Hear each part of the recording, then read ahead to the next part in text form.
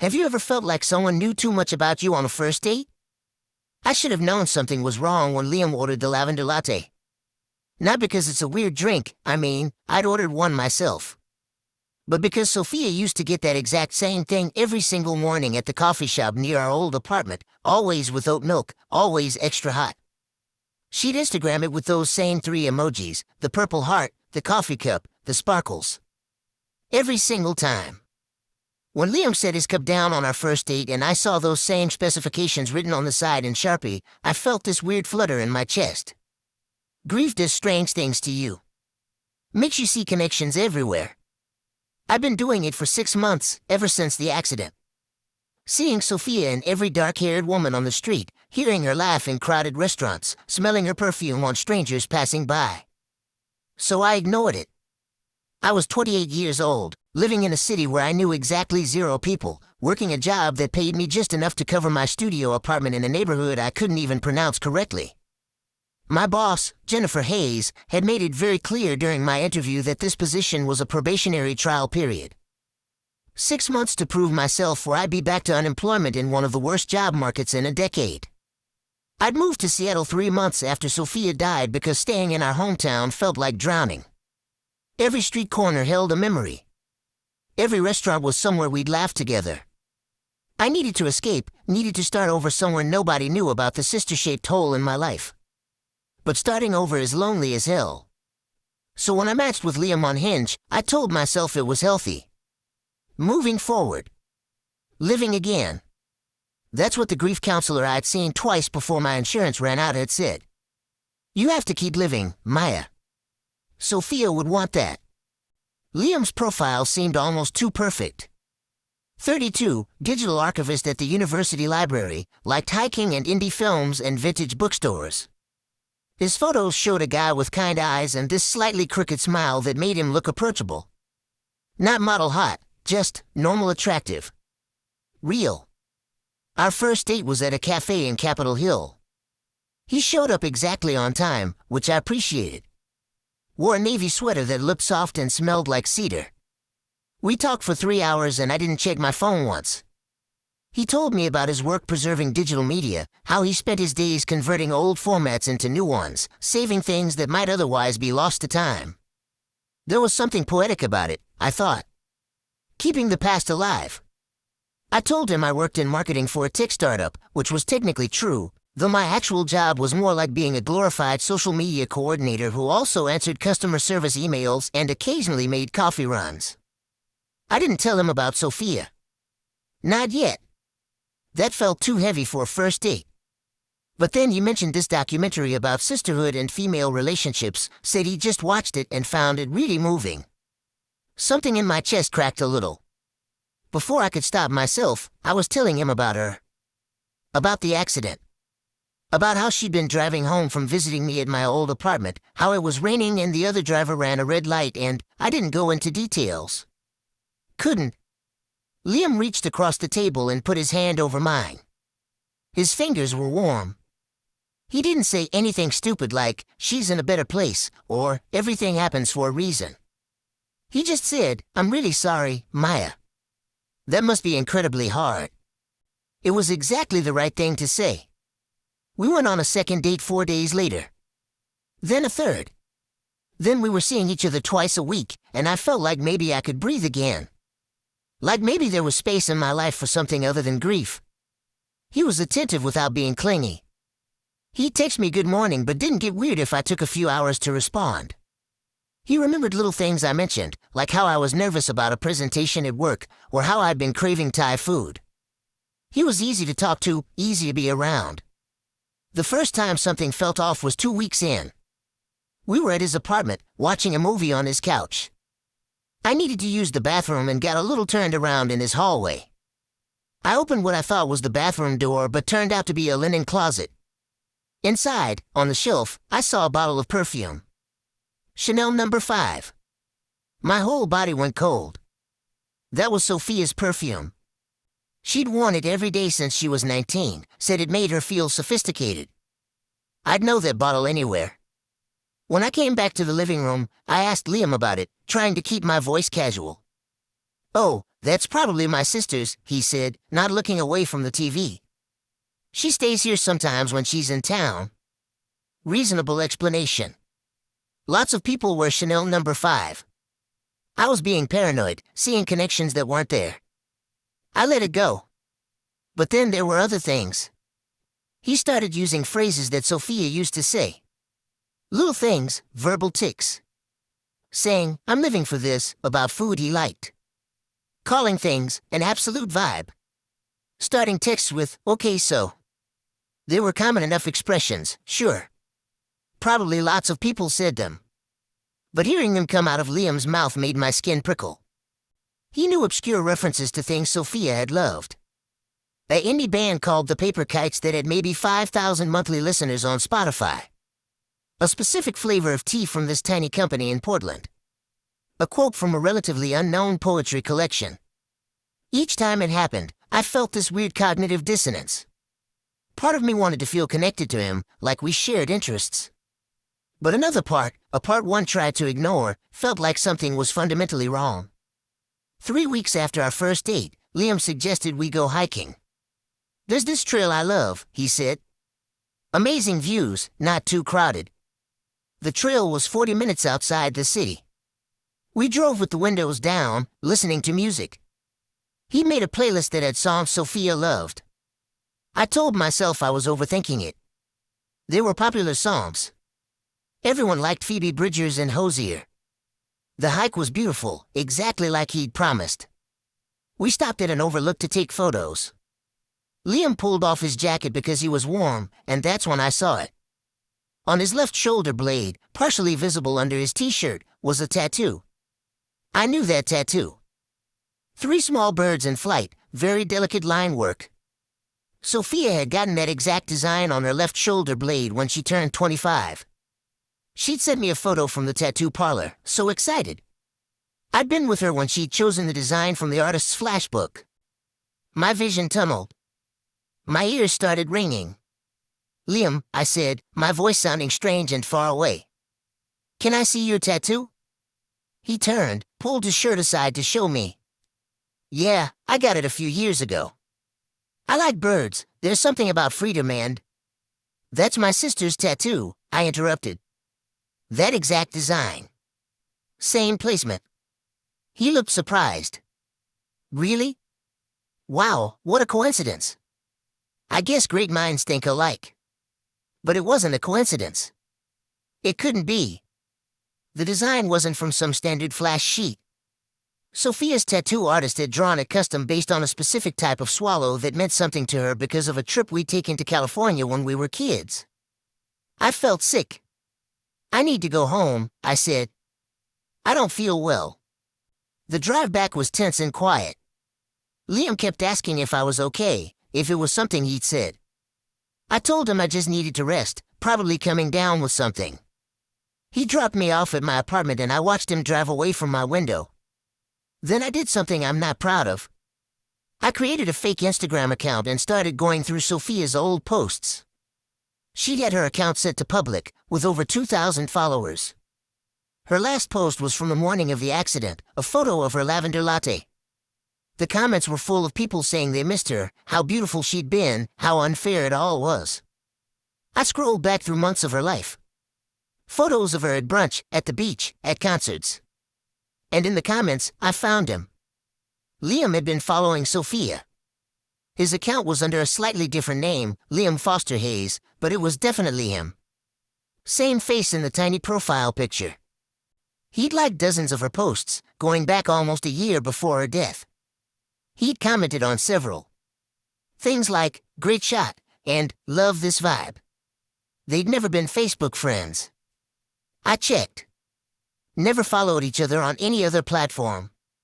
Just Instagram, where Sophia had thousands of followers and probably never noticed one random guy among the crowd. But he'd noticed her. My hands were shaking so badly I nearly dropped my phone. I went back further, looking at which posts he'd engaged with most. Photos where Sophia had tagged her location. Photos where you could see her tattoo. Photos of her favorite things, her favorite places. He'd been studying her. I called my best friend from home, Amelia Brooks. It was 11 o'clock on a Tuesday night, but she answered on the second ring. "Maya, hey, what's wrong?" she said immediately. I told her everything. The perfume, the phrases, the tattoo, the Instagram likes. It all came tumbling out in a breathless rush. There was a long pause. Then Amelia said carefully, "Maya, honey, you need to listen to me. Block this guy right now. Don't talk to him again. This isn't normal." "Maybe I'm overreacting," I started to say. "You're not," she interrupted. "This is stalker behavior. This is dangerous. Promise me you'll block him." I promised. We stayed on the phone for another hour while she helped me block Liam on every platform, every app where we'd connected.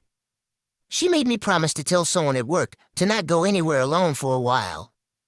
After we hung up, I sat in my dark apartment feeling paranoid and ridiculous and terrified all at once. Maybe it really was all coincidence. Maybe I was losing it, seeing threats where there were none. But then my phone buzzed. A text from an unknown number. "Maya, it's Liam. I think my phone is acting weird. I couldn't see your messages. Just wanted to make sure you're feeling better. Can we talk?" I didn't respond. I turned off my phone and tried to sleep, but every sound in my apartment building made me jump. Footsteps in the hallway, doors closing, the elevator dinging. The next morning, there were 7 more texts from different numbers. All Liam. All saying variations of the same thing. "We need to talk. You're misunderstanding. Please let me explain." I called the police non-emergency line. The dispatcher was polite but not particularly helpful. "Has he threatened you? Has he shown up at your home or workplace?" "No, but," I started. "Unfortunately, there's not much we can do unless he makes a direct threat or violates a restraining order. You could file for a protection order, but you'd need evidence of harassment or stalking. What I had was circumstantial. A tattoo that matched my dead sister's. Some Instagram likes. Text messages that weren't technically threatening. I felt stupid even trying to explain it. I went to work in a daze. Jennifer Hayes noticed immediately. "You look terrible," she said bluntly. "Are you sick?" I told her I hadn't slept well. She frowned but didn't push it. I spent the day jumping at every notification, terrified it would be Liam from yet another new number. When I got home that evening, there was a package outside my apartment door. No return address. Just my name in printed letters. My hands were shaking as I brought it inside. I used a kitchen knife to open it carefully, like it might explode. Inside was a framed photo of Sophia. Not a photo I recognized. Not one that had been on her social media. This was from her funeral. Someone had taken a picture of her memorial photo, the one that had sat on a stand near her casket. The one her mother had chosen because Sophia's smile looked so genuine, so alive. Under the frame was a note in the same printed letters. "She's not really gone. Love doesn't die. I can help you see that." I dropped the box like it had burned me. My breath was coming too fast, my vision spotting. I grabbed my phone with shaking hands and called Amelia again.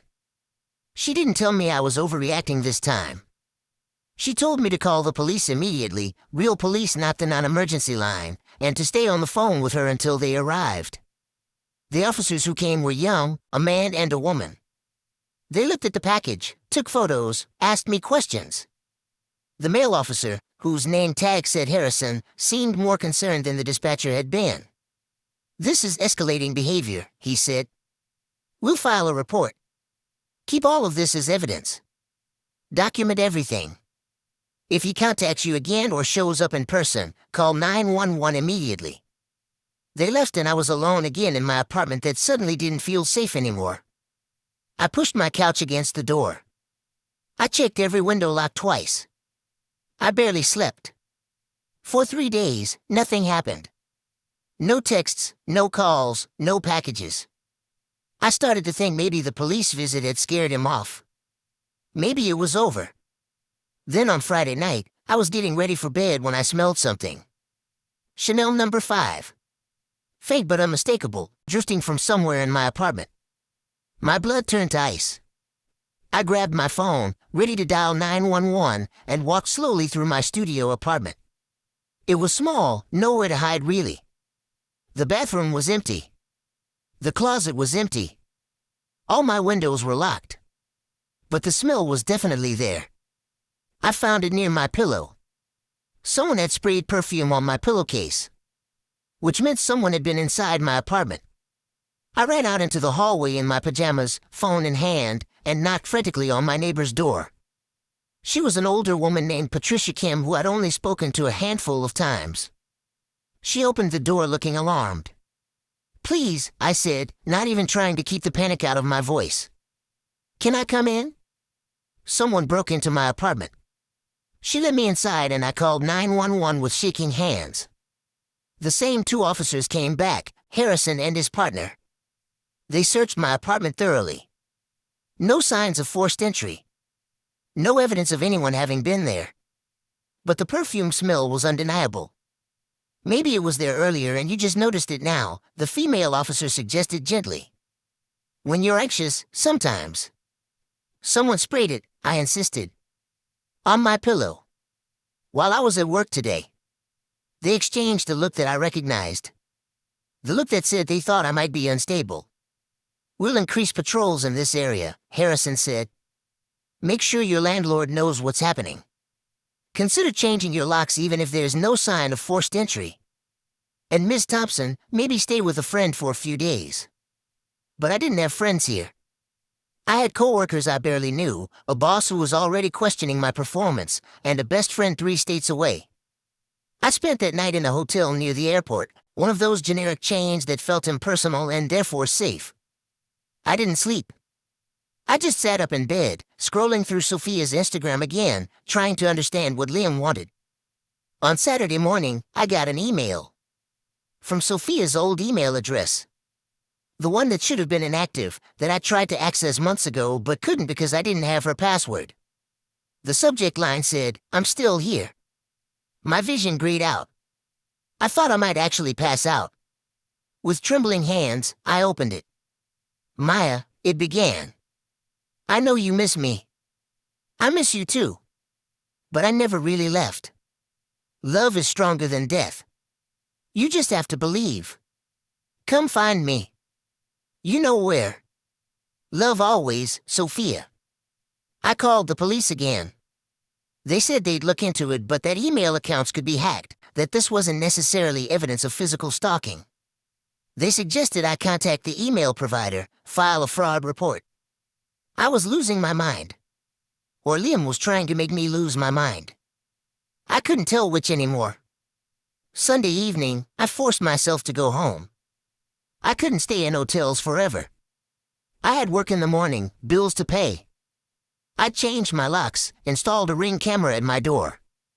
I'd done everything the police suggested. The apartment felt violated but empty. I checked every corner, every possible hiding place. Nothing. I tried to eat dinner but couldn't. Tried to watch TV but couldn't focus.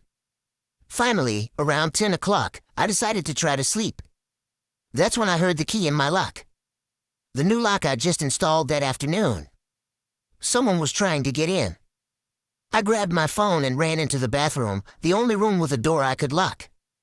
I dialed 911 and whispered frantically to the dispatcher. "Someone's trying to break into my apartment. Please send someone now." I heard the front door open. Heard footsteps on my floor. "Maya," a voice called softly. A voice that sounded exactly like Sophia's. "Maya, I came back for you." I pressed myself into the corner of the bathroom, phone clutched to my chest. Tears were streaming down my face. The dispatcher was saying something, but I couldn't process it. The footsteps came closer. Stopped outside the bathroom door. "I know you're scared," the voice said, still in Sophia's tone. "But you don't have to be. It's really me. Open the door." The handle started to turn. That's when something inside me snapped. Not fear anymore, but pure rage. This person, this man, was using my grief against me. Was wearing my dead sister's voice like a costume. Was trying to make me believe in ghosts when the only monster here was completely human. I grabbed the can of hairspray from under my sink. When the door opened, I was ready. Liam stood there, and I barely recognized him. He dyed his hair the same dark brown as Sophia's. Was wearing makeup, contouring his face to look more feminine. Wearing a sundress I recognized from one of her Instagram photos. And he was smiling at me with Sophia's smile. I sprayed the hairspray directly in his eyes and shoved past him. He screamed, stumbled. I ran for my front door, but he grabbed my arm. His grip was strong, fingers digging in hard enough to bruise. "Please," he gasped, his voice shifting between his own and the mimicry of Sophia's. "I can be her for you. I've studied everything. I know exactly how she moved, how she talked. I've been taking hormones. I've been practicing. I can replace what you lost." I kicked him as hard as I could. He went down and I ran out into the hallway, screaming for help. Doors started opening. Patricia Kim emerged, saw me and yelled for someone to call the police. Liam stumbled out after me, makeup running from the hairspray tears, the dress torn. He looked around at all the neighbors watching, and something in his face changed. The performance dropped. Underneath was something cold and angry. "You're ruining this," he hissed, and that was his real voice now. "All that work. All those months. I did everything perfectly." The police arrived 6 minutes later, which felt like hours. They handcuffed Liam while he ranted about digital footprints and social media archaeology and how he'd found me through Sophia's memorial page. How he'd spent months learning everything about her, obsessing over her, and then switching his obsession to me after she died. In his apartment, the police found dozens of notebooks filled with details about Sophia's life. Transcripts of her Instagram captions. Screenshots printed out and analyzed. A wig that matched her hair exactly. The hormone supplements he'd been taking. Voice recordings where he practiced mimicking her speech patterns. He'd hacked her email months ago using password recovery questions he'd answered from details in her old posts. He'd been reading all her old messages, learning her writing style. He'd planned to slowly convince me she was communicating from beyond, draw me into some kind of shared delusion where he could become a replacement. The digital archivist who preserved the past had tried to resurrect it. They charged him with stalking, breaking and entering, harassment, identity theft. His bail was set at $50,000. The prosecutor told me he'd likely plead guilty to avoid trial, that he'd get a few years at most. It wasn't enough. No amount of time would erase what he'd done, how he'd weaponized my grief. But there was a strange relief, too. In knowing I hadn't been crazy, that my instincts had been right all along. That the connections I'd noticed were real. I stayed in Seattle. Quit my job with Jennifer Hayes, found a new one at a smaller company where my boss, Charlotte Ross, actually seemed to care about work-life balance. Started seeing a real therapist twice a week, one who specialized in trauma. Slowly, very slowly, I started to rebuild. The grief over Sophia will never go away completely. I know that now. But I also know she wouldn't want someone to wear her like a costume. She'd want me to remember her as she was, bright and real and alive, not as some ghost story for a sick man to inhabit. I deleted all my dating apps. I'll probably try again someday, but not yet. Right now I'm learning to be okay being alone. Learning that loneliness is better than the wrong kind of connection. And I'm learning to trust my instincts again.